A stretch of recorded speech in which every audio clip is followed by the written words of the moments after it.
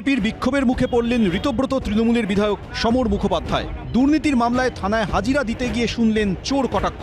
চাঁচলের Samsi cooperative সোসাইটির special officer ছিলেন রতুয়ার বিধায়ক সমর মুখোপাধ্যায়। অভিযোগ, দায়িত্বে থাকাকালীন বেআইনিভাবে কোঅপারেটিভ সোসাইটির জমি বিক্রি করে দেন তিনি। প্রায় 13 শতক জমি বিক্রি করা হয় 21 লক্ষ টাকায়। কোঅপারেটিভ কর্তৃপক্ষের দাবি, ওই জমির বাজার মূল্য 2 থেকে 3 কোটি টাকা। এই ঘটনায় 2025 সালে সমর মুখোপাধ্যায়ের বিরুদ্ধে থানায় অভিযোগ জানায় কোঅপারেটিভ সোসাইটি।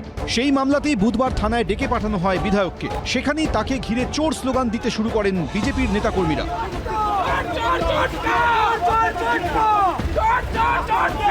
বিক্ষোভকারীদের সঙ্গে বচসায় জড়িয়ে পড়েন বিধায়ক। একদম আমি একজন বিধায়কের সাথে কথা বলছি, এটা আমি জানি। দীর্ঘদিনের রাজনীতিবিদ, আমি সেটাও জানি।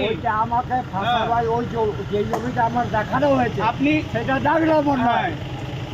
এই ছবি নেওয়া কি করে হয়? কি করে হয় সরকারি সম্পত্তি? ঋতব্রত তৃণমূলের বিধায়কের গ্রেফতারির দাবিতে সরব হয়েছে বিজেপি। সরকারি সম্পত্তি উনি কি করে বিক্রি করে দিতে পারেন? উনি পদে থাকাকালীন এটা তো অনিয়ম, বেনিয়ম করে উনি কেন বিক্রি করবেন? উনি চুরি করেছেন এবং অথচ তিনি স্বীকার করছেন না। আমরা তো পুলিশকে বললাম গ্রেফতার করতে।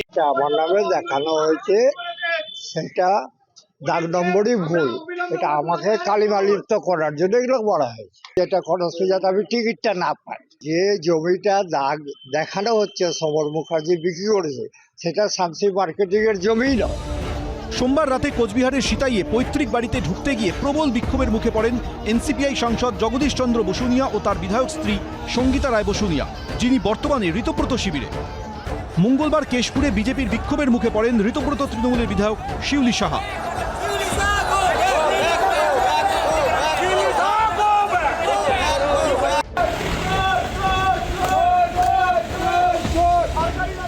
বুধবার বিজেপির ক্ষোভের মুখে পড়লেন ঋতব্রত শিবিরের আরেক বিধায়ক সমর মুখোপাধ্যায়। এদিন প্রায় 2 ঘন্টা জিজ্ঞাসাবাদ করা হয় তাকে।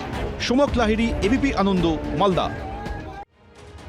প্লেন তখন মাঝ আকাশে 36,000 ফুট ওপরে। হঠাৎ এক ধাক্কায় প্রায় 300 ফুট নেমে যায় বিমান। আসন থেকে ছিটকে পড়েন যাত্রীরা। কোনো মতে পরিস্থিতির সামাল দেন কো পাইলট। সম্প্রতি অল্পের জন্য ভয়াবহ দুর্ঘটনা থেকে রক্ষা পেয়েছে এয়ার ইন্ডিয়ার AI2379 বিমান। আহত হয়েছেন 20 জন যাত্রী ও 4 জন বিমান কর্মী।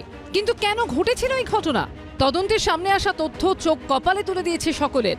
অসামরিক বিমান পরিবহন মন্ত্রক সূত্রে খবর, গাঁজা খেয়ে বিমান চালাচ্ছিলেন পাইলট ইন কমান্ড। দ্বিতীয় মাদক পরীক্ষাতেও তিনি উত্তীর্ণ হতে পারেননি। ভয়ঙ্কর ঘটনাটি ঘটেছে গত 4 তারিখ।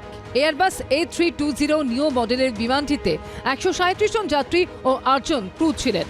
থাইল্যান্ডের ফুকেট থেকে দিল্লি আসার পথে ওড়িশার আকাশে হঠাৎ তীব্র ঝাঁকুনি দিয়ে অনেক নিচে নেমে যায় বিমানটি।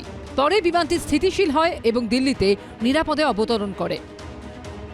এই মুহূর্তে আমাদের যে টেস্ট হয় ফ্লাইটের প্রি ফ্লাইট টেস্ট, সেটা নর্মালি ব্রেথ অ্যানালাইজার টেস্ট হয়, অনলি অ্যালকোহল রিলেটেড ইস্যুস। একটা রেগুলার বেসিসে এয়ারপোর্টে ইনফ্রাস্ট্রাকচার নেই এখন পর্যন্ত। আর গভর্নমেন্ট যা রুল করে রেখেছে, এটা এয়ারলাইনটা ফলো করে, যে সবসময় ইয়ারলি 10% ক্রুদের ড্রাগ টেস্ট হচ্ছে আর কি।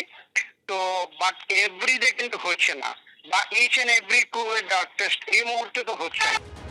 ভয়ঙ্কর এই ঘটনার সামনে আসার পরই শোরগোল পড়ে যায়। অভিযোগের আঙুল ওঠে এয়ার ইন্ডিয়ার দিকে। এয়ার ইন্ডিয়া কর্তৃপক্ষ তাদের প্রাথমিক বিবৃতিতে এই ঘটনাকে ইনফ্লাইট টার্বুলেন্স হিসেবে বর্ণনা করলেও পরে জানায় ঘটনার জন্য দায়ী হঠাৎ উচ্চতা কমে যাওয়া। কিন্তু টার্বুলেন্স যদি না হয় তাহলে সেই সময় কি ঘটেছিল? কি করে অতটা নিচে নেমে গেল বিমানটি? তা জানতে ঘটনার পর বিমানের 2 পাইলটের মাদক পরীক্ষা হয়। প্রথম পরীক্ষায় ব্যর্থ হন পাইলট ইন কমান্ড। দ্বিতীয়বার তাদের মাদক পরীক্ষা হলে তাতেও ফেল করেন অভিযুক্ত পাইলট। সূত্রের খবর, তদন্ত শেষ না হওয়া পর্যন্ত বসিয়ে দেওয়া হয়েছে 2 পাইলটকে। অন্যদিকে বুধবারও কলকাতা বিমানবন্দরে যান্ত্রিক ত্রুটি ধরা পড়ে একটি এয়ার ইন্ডিয়ার বিমানে। আমরা এই মুহূর্তে রয়েছি কলকাতা বিমানবন্দরে এবং এখানে দেখা যাচ্ছে যে এয়ার ইন্ডিয়া এক্সপ্রেস IX1254 এই যে ফ্লাইটটি রয়েছে এদিন 6:30 নাগাদ, সেটি 170 জন যাত্রীকে নিয়ে কলকাতা থেকে চেন্নাই যাওয়ার কথা থাকলেও প্রায় 4.5 ঘন্টারও বেশি সময় পেরিয়ে গেছে, এখনো পর্যন্ত এই ফ্লাইট ছাড়া হয়নি। যাত্রীদের অভিযোগ, তাদের জন্য বিকল্প কোনো ব্যবস্থা করা হয়নি। কখন বিমান ছাড়বে তা জানানো হয়নি। পরে বেলা 12:30 নাগাদ ছাড়ে বিমানটি। সুকান্ত মুখোপাধ্যায় রিপোর্ট, এবিপি আনন্দ, কলকাতা। এবিপি আনন্দ, এগিয়ে থাকে, এগিয়ে রাখে।